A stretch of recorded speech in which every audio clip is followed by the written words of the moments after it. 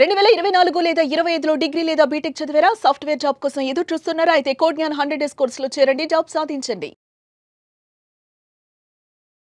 Networking అసలు ఎలా చేయాలండి? ఒక స్టూడెంట్, ఒక ఇంజినీరింగ్ స్టూడెంట్ బయటికొచ్చినప్పుడు లేతే చదువుతున్నప్పుడే నాకేం కావాలి? నేనేం కోర్సెస్ చేయాలి?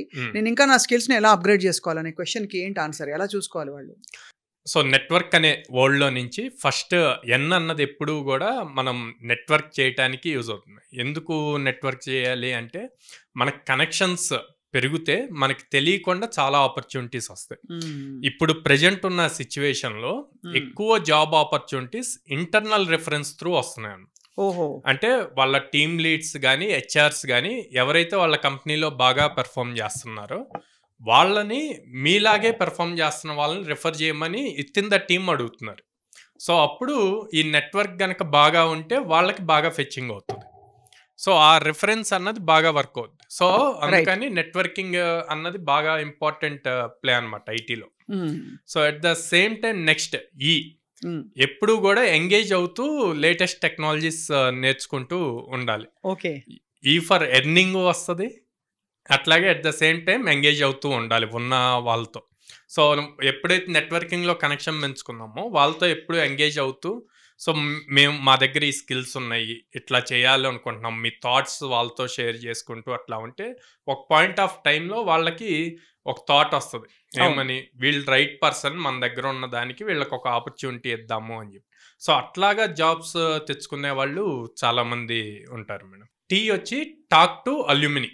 అంటే మీ కాలేజ్లో సీనియర్స్ కానీ లేకపోతే మీ కాలేజ్లో ఆల్రెడీ అల్యూమినీస్ ఎవరైతే ఉన్నారో లేదా ఆఫీసెస్లో అయినా సరే, సో వాళ్ళతో ఎప్పుడు కనెక్షన్ బిల్డ్ చేస్తూ ఉండాలి.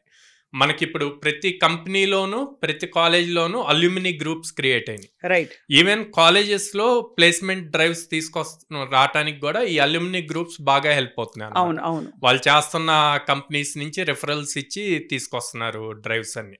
సో అందుకని ఎప్పుడు అల్యూమినీతో కనెక్ట్లో ఉండాలి. నెక్స్ట్ డబ్ల్యూ అనేప్పుడు వర్క్ షోకేస్ చేయాలి.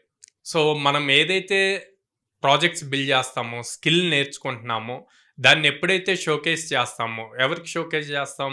మీ అల్యూమినీ గ్రూప్స్లో కానీ లేకపోతే మీ లింక్డ్ఇన్ ప్లాట్ఫామ్స్లో కానీ షోకేస్ చేస్తే అది మీ నెట్వర్క్లో మీరు ఎప్పుడు యాక్టివ్గా ఉన్నారు అని చెప్పి రిఫర్ చేస్తుంది. రైట్.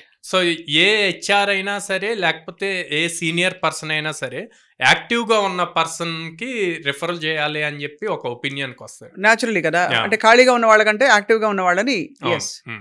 సో అందుకని చెప్పి మీరు ఎప్పుడు యాక్టివ్గా ఉండి మీ వర్క్ని షోకేస్ చేసుకోవాలి. నెక్స్ట్ ఓపెన్ సోర్స్ ప్లాట్ఫామ్స్ ఉంటాయి. ఈ ఓపెన్ సోర్స్ ప్లాట్ఫామ్స్లో జనరల్గా మనం సాఫ్ట్వేర్స్ యూజ్ చేస్తూ ఉంటాం. కొన్ని పెయిడ్ ఉంటాయి, కొన్ని ఓపెన్ సోర్స్ ఉంటాయి. ఇప్పుడు మోస్ట్ ఆఫ్ ద థింగ్స్ అంతా ఓపెన్ సోర్స్ దొరుకుతున్నాయి. అవును. సో ఈ ఓపెన్ సోర్స్లో ఎవరో ఒకళ్ళు కొంత సాఫ్ట్వేర్ ఆర్ కొన్ని ఫీచర్స్ బిల్డ్ చేసి గిట్హబ్ లాంటి ప్లాట్ఫామ్స్లో కోడ్ పుష్ చేస్తారు. మనకి ఒక ప్రాబ్లం స్టేట్మెంట్ వచ్చింది, ఆ ప్రాబ్లం స్టేట్మెంట్కి అక్కడ ఉన్న కోడ్ యూజ్ అవుతుంది.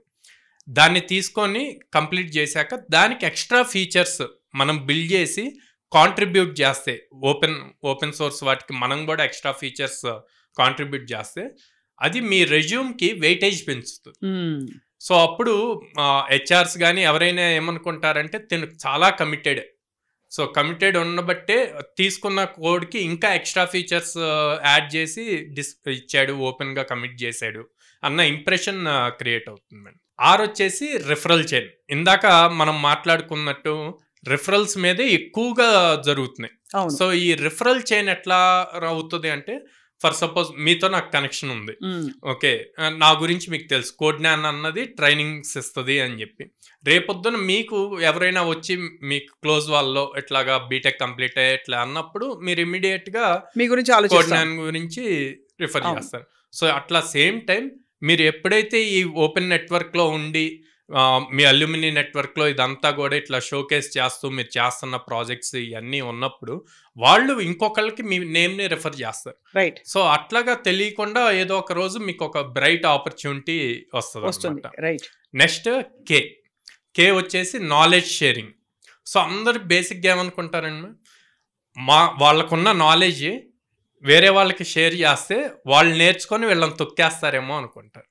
కానీ నేనేం చెప్తా అంటే అది ఎప్పుడైతే షేర్ చేస్తారో ఆటోమేటిక్గా మీ నాలెడ్జ్ ఇంక్రీజ్ అవుతుంది.